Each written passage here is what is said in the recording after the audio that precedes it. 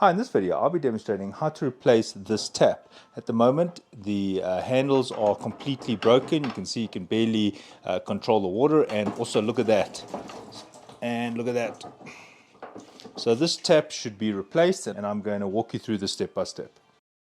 Now this unit works as follows. If I show you inside here, you can see there are two holes. This is where I'm going to insert my two water pipes. Now what happens is I put this ring here, so the ring sits like that. Then there is a washer that seats inside here. Then there's this brass tube that gets tightened, and it can only go so far because it is beveled here and it stops going into the shaft of the tap. Right on the counter or on the top of the sink, it'll look like that. We won't see the brass.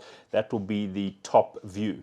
Then from the underside, I put this additional washer there, and then I tighten it with this large nut. They made this thick enough to go through different size counters. Now in my case, it's a steel sink, so I'm going to be tightening that nut all the way up to here because the steel sink is very thin. Now for this tap, I need this size hole in my sink. Now you might find that your tap uses a threaded rod, a nut, and a clamp, like a C-clamp. Now the one that I'm going to be removing has this mechanism, and I'm changing it to the tubular mechanism. Right, just make sure you've turned off your water.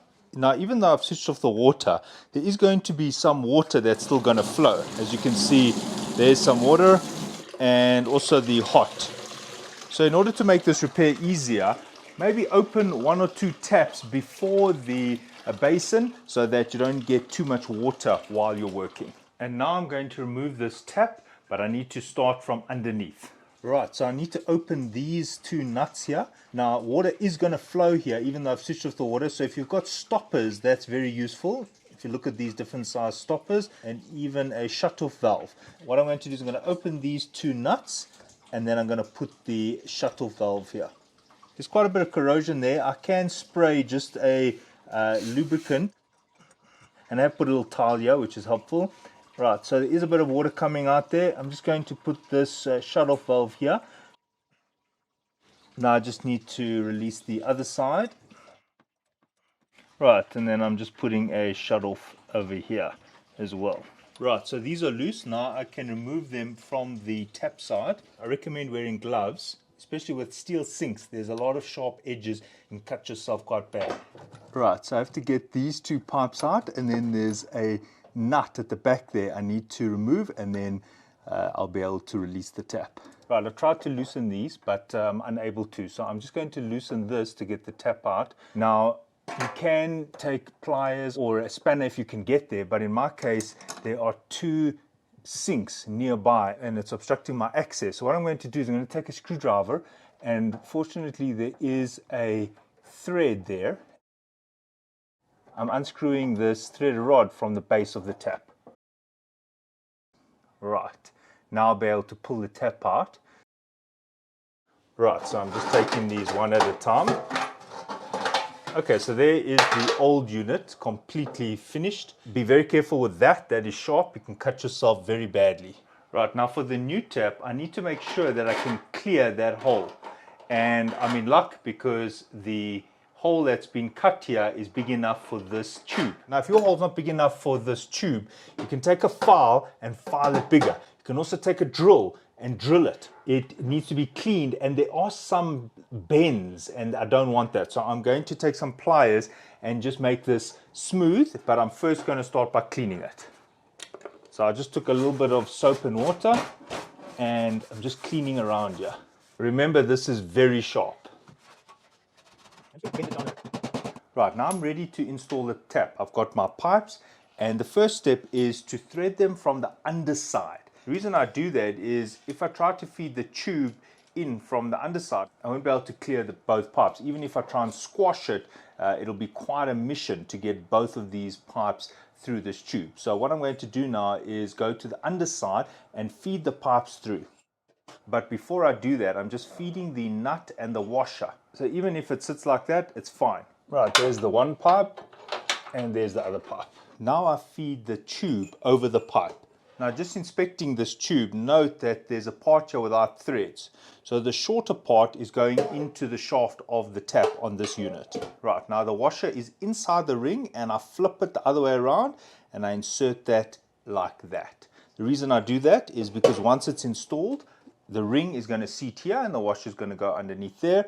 And then this part, the ring and the washer, is going to be on the top side. I don't want the sharp steel here to cut into my pipes, so I'm now just going to install the pipes one by one into the tap. Now in this unit, the one shaft is longer than the other. That allows me to have access to tightening the second one when the first one is already installed. Now I'm going to start with the shorter one, and what I do is I just wet these O-rings before I tighten it.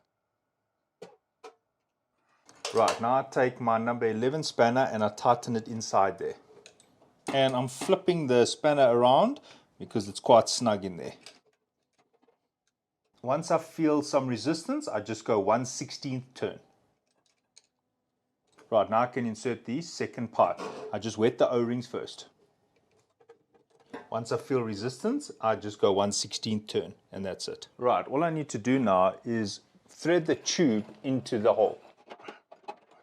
Right, so here's that tube, and I'm just going to turn it into the tap body. I turn it till it stops. There is a place at the bottom to tighten it. Alright, so just give it a little bit of a nudge here, and that's it. Now I can insert this like this and tighten the lock nut from underneath. Right, so I have the washer above the lock nut, and now I can just tighten this.